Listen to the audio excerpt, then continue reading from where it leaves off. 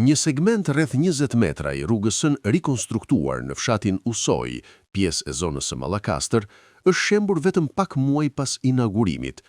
Rrëshqitja e asfaltit ka rrezikuar banesën e familjes Kamaj, pasi masa e dheut dhe asfaltit ka përfunduar në oborin e shtëpisë së tyre.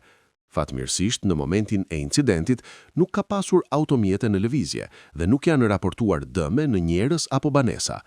Rruga prej 1.5 kilometrash u rikonstruktua nga kompania Lazo SHPK në kuadër të një kontrate me vlerë 65.553.600 lek, rreth 655.000 euro me TVSH, të shpallur nga Bashkia Mallakastër.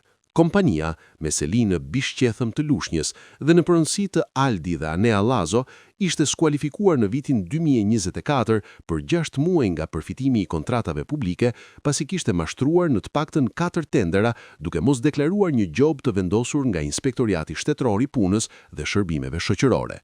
Ngjarja ka rikthyer në vëmendje problematikën e investimeve infrastrukturore që dështojnë brenda një kohe të shkurtër nga përfundimi i punimeve.